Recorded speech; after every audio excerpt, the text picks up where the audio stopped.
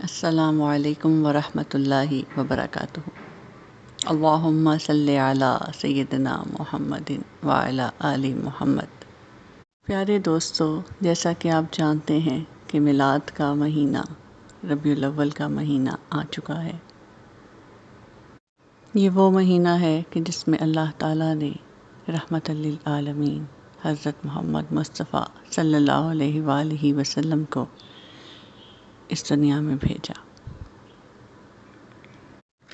جس سال آپ صلی اللہ علیہ وآلہ وسلم کی پیدائش ہوئی، اس سال بہت سے اہم واقعات رونما ہوئے،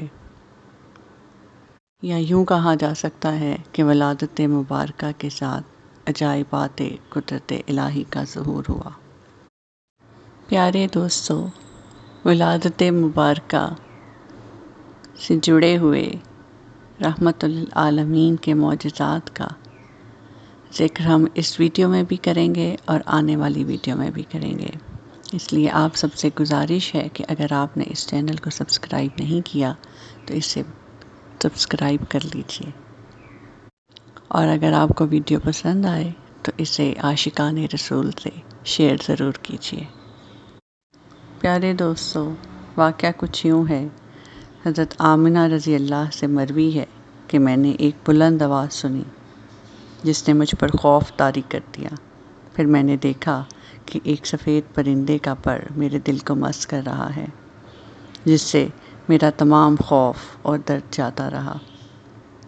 پھر میں متوجہ ہوئی تو میں نے اچانک اپنے سامنے ایک سفید شربت پایا، جسے میں نے پی لیا۔ وہ شہد سے بھی میٹھا تھا۔ پھر ایک بلند نور کے ہالے نے مجھے گھیر لیا۔ میں نے دیکھا کہ حسین و جمیل عورتیں جو قد کاٹھ اور چہرے مہرے میں عبد مناف کی بیٹیوں سے مشابہ تھیں، انہوں نے مجھے اپنے حصار میں لیا۔ میں حیران ہوئی کہ وہ کہاں سے آ گئیں اور انہیں اس ولادت کی خبر کس نے دی؟ تو انہوں نے کہا کہ وہ آسیہ رضی اللہ زوجہ فرعون اور مریم رضی اللہ بنت عمران ہیں، اور یہ ہمارے ساتھ جنت کی حوریں ہیں۔ سبحان اللہ۔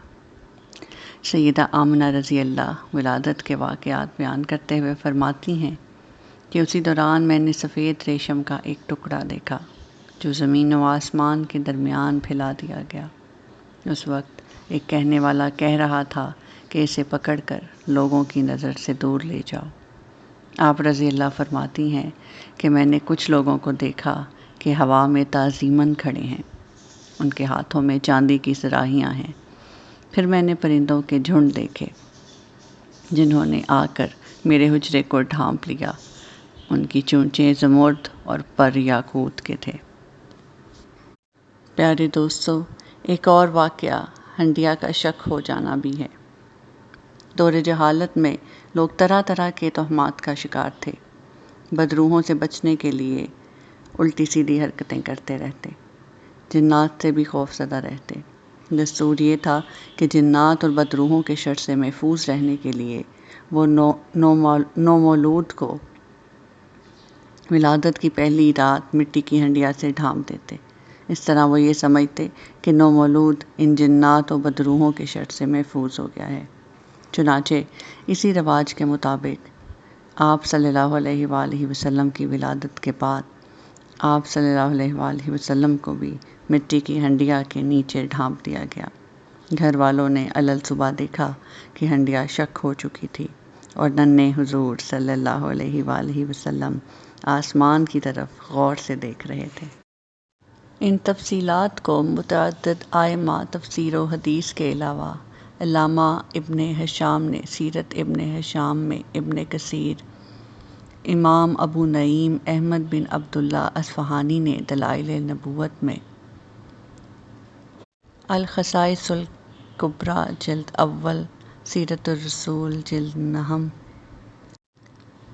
زینی و حلان، طبقات ابن سعد، زرقانی علی المواہب جلد چہارم، آثار مہم اور دیگر کتب میں بیان کیا ہے۔